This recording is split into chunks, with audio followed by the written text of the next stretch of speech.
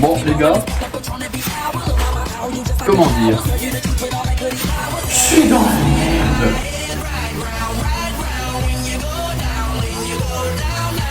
Mise en situation, un peu aussi à ce que vous voyez sur ce bureau, hein, et aussi au vu du titre de la vidéo, je pense que vous avez très bien compris pourquoi je suis dans cet état. Le baccalauréat, un simple papier qui montre que tu as une certaine connaissance, une certaine capacité pour différentes choses, parler espagnol, anglais, faire des maths, sciences physiques, histoire, bref, un papier qui va te donner un métier, donc c'est comme si c'était lui qui guidait ta vie. Franchement, je vois pas trop l'intérêt. Alors soyons un peu sérieux quand même, c'est un peu important mais je vais quand même vous expliquer. Alors pour ceux qui ne savent pas, qui ont à peine 10 ans ou moins et d'autres qui ont mon âge et qui comprennent pas ce qui va se passer, le bac c'est quelque chose qui va avoir lieu fin juin, début juillet pour justement passer, comme j'ai dit, des fameuses épreuves, réussir les examens, on va dire, avoir de bonnes notes et voir si on a notre fameux baccalauréat. Nous sommes donc en ce moment des bacheliers. Généralement, le bac est constitué du contrôle continu de la première, donc c'est-à-dire histoire, les langues, à la rigueur les options aussi, et aussi petite particularité de notre première spé. Parce que oui, en première, tu dois faire un choix, tu dois prendre 3 spé qui seront proposés par le lycée, tu en supprimes une en terminale, et celle que tu as supprimée, tu la remets au contrôle continu du bulletin des premières, et je les confondre avec les chiffres, justement, en ayant lâché cette spé, elle compte coef 8. Alors comme j'ai dit, pour ceux qui ont 10 ans, c'est un peu la mort on va dire. Mais du coup, coef 8 au contrôle continu de première, et du coup les 2 spé que tu as, elles sont le double, donc c'est-à-dire coef 16. Cette monstruosité. Du coup, j'ai qu'un seul conseil à vous dire, choisissez bien vos spé, hein, parce que ça a été le cas pour moi. Et je le regrette un peu. Pour ceux qui l'auraient oublié, dans mon cas, j'ai pris donc les spé SVT, NSI et maths. Donc l'équivalent d'un bac SES à l'époque, donc dans les années 1990-2000. Et en terminale, du coup, j'ai gardé NSI et maths, du coup, j'ai lâché SVT. En gros, le bac, c'est que tu dois faire des choix. C'est soit tu prends des options, soit tu prends des bonnes spé, soit tu dois lâcher les bonnes spé, soit tu dois lâcher les bonnes options. En gros, pour avoir des points supplémentaires. Et en plus de tout ça, il faut savoir dans quel contexte tu veux les mettre. Parce que comme je l'ai dit, moi, j'ai lâché la pire, du coup, coef 8. Ok, mais du coup, c'est à dire que le maths et NSI, faut que je charbonne. Parce que là, c'est coef 16. Le truc, c'est un putain d'enfer. Limite, le truc, c'est une enquête policière pour savoir quel choix tu vas devoir faire. Émiettez votre arsenic dans un verre de narcotique, 2 cuillères de purgatif. On fait bouillir à feu vif. Oh, je vais en mettre 3. Eventually.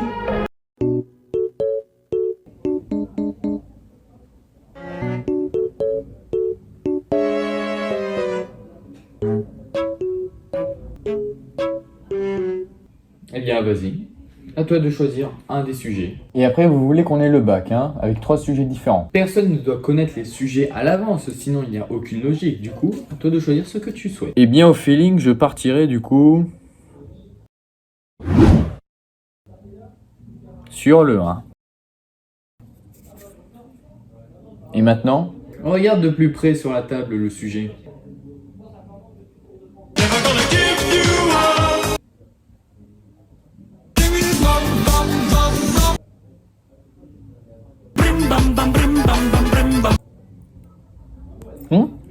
Hein?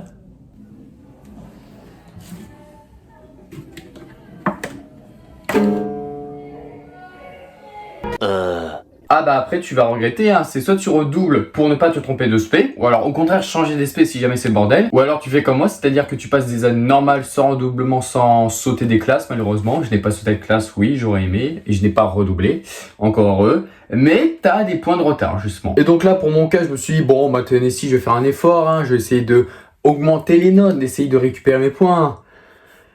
Eh ben j'aurais dû voir les sujets de bac plus tôt en fait. Bon, après côté positif, c'est qu'au fur et à mesure de l'année, tu fais que réviser les mêmes thèmes et du coup ça va. Limite les grands thèmes qui reviennent à chaque fois en maths par exemple, c'est la géométrie, les suites, les fonctions, les dérivés et peut-être de la probabilité. Oui, oui, bien sûr, il y a de la probabilité, c'est un de mes exos favoris. Et c'est la même chose en NSI, généralement c'est donc la recherche dichotomique, les parcours suffixe, infixe, postfixe pour les arbres, les requêtes SQL, pourquoi je bégaye en même temps. Et donc au fur et à mesure des 3 derniers mois de l'année, on va dire que les profs font en sorte que tu révises la même chose. Donc ça c'est cool. Mais sachez une chose, on révise les sujets des étrangers. Ah, il est différent.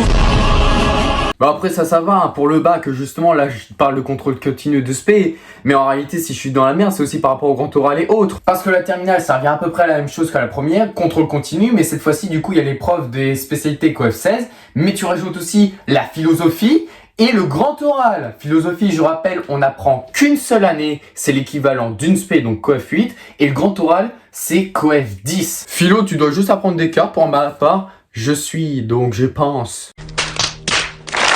Et le grand oral a changé depuis 1 an parce que désormais ce n'est plus 5 minutes où tu parles, 10 minutes de questions et 5 minutes où tu parles d'autre chose plutôt de ton avenir. Nanana, ils ont changé, l'éducation, bravo, hein, merci, bravo. Maintenant, c'est 10 minutes où tu parles et 10 minutes de questions. Ouais. Bon, pour ma part, je tiens à le dire, j'ai pris des sujets non polyvalents, du coup maths et NSI. Et soyez honnête, s'il y a des correcteurs qui regardent ma vidéo, j'aimerais bien que vous me preniez le sujet de NSI, s'il vous plaît. Je l'aime tellement, en plus c'est un où j'ai plus travaillé, c'est s'il vous plaît, je donnerai tout pour l'avoir. Là en gros c'est pile ou face, hein, c'est ça, je joue avec ma vie et le diable. Pile. Mais après les générations futures, les générations modernes, donc c'est-à-dire nous et peut-être encore 2007-2008, on a été ramolli contrairement aux années précédentes. Le taux de réussite a donc augmenté, donc c'est-à-dire qu'ils ont fait en sorte, l'éducation bien sûr, que nous réussissions le bac. Mais aujourd'hui, juste parce que tu dois faire des examens et savoir si c'est bon ou non, on peut soit enlever des points ou gagner des points, et c'est juste pour avoir un putain de bac. Un putain de papier. Et du coup, quand t'entends les anciennes générations, normalement ils te disent Wow, vous inquiétez pas, le bac c'est easy. Hein. Ouais. bah ouais, mais du coup, pour le brevet, ça peut marcher. Au contraire, ouais, ça allait. C'est vrai que je l'ai eu comme ça, easy, sans même trop réviser. Voilà, je suis honnête, j'ai quasi pas révisé. J'ai eu 13,8. Mention assez bien. Bon, j'ai le somme 0,2 points de mention bien. Mais aujourd'hui, pour le bac, si on nous dit ça, bah on est encore comme ça. Ah, saoule. Après, j'ai envie de dire que ça va. Hein. Le bac, tu le passes, ok. Mais le bac, pour moi, c'est une clé. Alors pourquoi je dis une clé? Deuxième étape. La sainte merde Parcoursup. Et alors pourquoi je dis que le bac c'est considéré comme une clé? C'est parce que du coup Parcoursup tu dois t'inscrire pendant l'année. Donc c'est-à-dire qu'ils nous font la présentation en septembre, qui nous dit qu'il y a un truc décembre-janvier, ensuite après avril-mai il faut faire les vœux et là t'as les résultats. Bon pour ma part je suis heureux, j'ai été pris dans l'école qu'il faut, voilà. Donc si jamais c'est le cas que j'ai mon bac, je tiens à le dire, je pars à l'université de Lille, Pont-de-Bois et je ne dis pas où.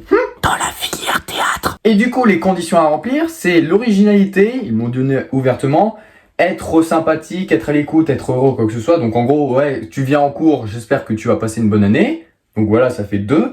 Et troisième, avoir le bac. Et oui, si je n'ai pas le bac, c'est ciao. Du coup, si j'ai le bac, c'est comme une clé, j'insère dans l'école, et voilà, les portes s'ouvrent à moi, je fais « Ah, je suis inscrit, allez, let's go ». Et pour être honnête, j'ai surtout pas envie de passer le rattrapage. Qu'est-ce que c'est que ça? Certains le connaissent via les DS ou autres. Rattrapage, tu dois donc refaire le DS à une autre date. Et du coup, ça va être la même chose pour le bac. Tu refais le bac à une autre date qu'il te demande pour qu'il te donne des points supplémentaires. Donc si par exemple, tu as 9,2, bah tu n'as pas le bac parce que tu n'as pas 10. Du coup, tu vas devoir faire ce rattrapage. Et en parlant du coup de tout à l'heure, en disant que si on nous dit que ouais, t'inquiète, le bac ça va aller et qu'on fait hassoul, alors, il y a donc les générations précédentes, mais il y a aussi ce qu'on appelle les parents, surtout les miens. Désolé, mais je dois être réaliste. Ils me mettent une pression. Ma mère, elle vient toujours me dire tu révises, tu révises, tu révises. Mon père, lui, il est silencieux,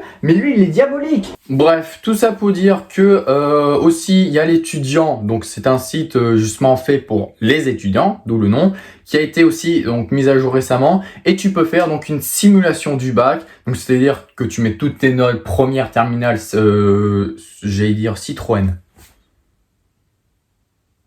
Ouais, bah Citroën C4, ouais, C4 celui-là. Et de là, tu peux faire une simulation de ton bac. Donc, c'est-à-dire, ils peuvent te montrer à combien tu es actuellement, à combien tu aimerais avoir ton bac ou quoi que ce soit. Alors, sans compter du coup les 2 SP la philo et l'oral, puisque c'est les épreuves qu'il faut passer dans 2-3 jours, je pense, hein, voilà, donc il faudrait peut-être un peu que je me grouille, et bien ça donne ça. Voilà, c'est pour ça aussi qu'il y a 34 épreuves sur 38, c'est-à-dire qu'actuellement, c'est ça ma note. Du coup, moi personnellement, je soutiens les personnes qui font maths, NSI, physique et SVT.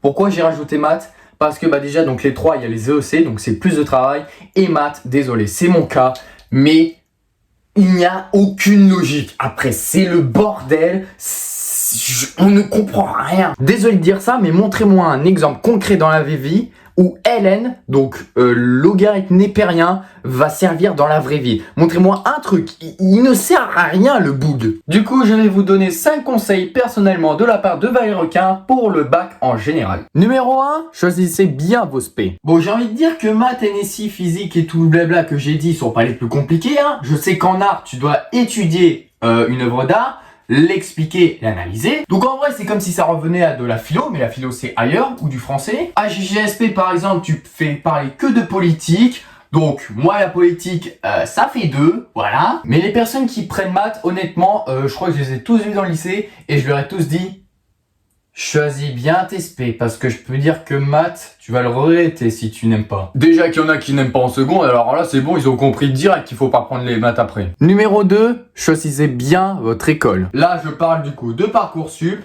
parce qu'il faut savoir qu'une licence est peut-être plus simple à être acceptée plutôt qu'un BUT ou quoi que ce soit. Parce que du coup je vous affiche tout de suite, ça a été les réponses que j'ai eues. 4 refusées, une en attente et une acceptée. Bon, du coup, l'acceptée, c'est l'université de Lille. Bon, je crois que c'est un peu de ma faute parce que j'ai été un peu mauvais au niveau des notes. Surtout par exemple en maths ou en NSI. Ah oui, parce que je fais vraiment une petite parenthèse là en parlant des notes sur Parcoursup. Tu peux voir aussi ce qu'ils attendent. Ils peuvent donc avoir le savoir-être et les compétences, les notes, la motivation ou quoi que ce soit. Et généralement, les écoles comme ça, les UT, ils sont à 75% au moins où ils regardent principalement les notes. Donc, voilà, choisissez bien vos écoles. Numéro 3. Révisez à votre façon. Je dis pas qu'il faut être un chômeur comme moi ou quoi que ce soit, d'ailleurs j'en suis pas un, on peut toujours voir le bordel quoi que ce soit, mais c'est juste que si je dis à votre façon, c'est que les parents, ok ils mettent une pression, mais ne faites pas ça pour eux, faites ça pour vous, d'accord? S'ils mettent la pression, s'ils vous détestent, s'ils vous ridiculisent ou quoi que ce soit, vous pouvez être dans le mal, un peu comme moi, mais ça vous donnera pas plus d'énergie. Donnez-moi un exemple comme ça où un parent l'a engueulé et il s'est dit « Oh tiens, le lendemain, j'ai 20 sur 20 dans une épreuve. » Non, ça les traumatise, donc faites ça à votre façon. Soyez pas un chômeur. Numéro 4, choisissez bien vos sujets d'oraux. Alors, si je dis que la NSI, ça a été simple pour moi, c'est sur les jeux vidéo, je dis pas plus, c'est qu'en maths, ça a été beaucoup plus difficile. J'ai pris la suite dans les finances. Déjà, c'est vague, on va pas se mentir. Et qu'ensuite, un peu comme mon oral de brevet, en fait, au départ, je faisais plus un exposé sur les suites qu'autre chose. Alors déjà, pourquoi je parle comme ça, comme si je savais mon sujet? C'est parce que je fais de l'entraînement chez moi. Voilà. Je demande à des personnes de m'aider, ils m'aident, ils me disent qu'est-ce qui va pas, ou quoi que ce soit. Mardi, d'ailleurs, j'ai passé un oral blanc. Donc, en vrai, ça va. Numéro 5, bonne chance. Ah, c'est pas un petit conseil à suivre, c'est juste un conseil que je vous donne, hein. Bonne chance. N'y allez pas forcément négativement, c'est mon cas, désolé, mais faut quand même que je vois le positif. Je vais arriver, je vais voir les sujets, je vais voir les grands thèmes, je vais faire « Oh tiens, ça je connais quoi que ce soit ». Donc, bonne chance. Je sais qu'il faut pas dire en avance, c'est dans 2-3 jours, mais je m'en fous. Bon après, désolé, mais par rapport au sujet, ça revient aussi à peu près à la même enquête de policière de tout à l'heure. Tu peux tomber sur un sujet que t'aimes bien, tu vois les probas, et là quand tu lis l'énoncé... Et voilà, mes petits abonnés, c'est déjà la fin de cette petite vidéo sur le bac. Bien sûr, comme par hasard, de mon point de vue et de ce que j'entends ailleurs et autres. Je vais juste leur dire 2 minutes, mais ouais, je vous souhaite bonne chance pour les révisions et bonne chance pour les épreuves. J'espère que tout va bien. De toute façon, on aura les résultats à partir du 8. Et si jamais vous êtes en rattrapage, ce sera le 10, mais bon. Je parle de juillet, hein, parce qu'en juin, on est déjà passé. Vous connaissez la chanson, n'hésitez pas à mettre un commentaire si vous voulez. Un petit like, ce sera encore mieux. Un abonnement, c'est parfait. Partagez à des amis.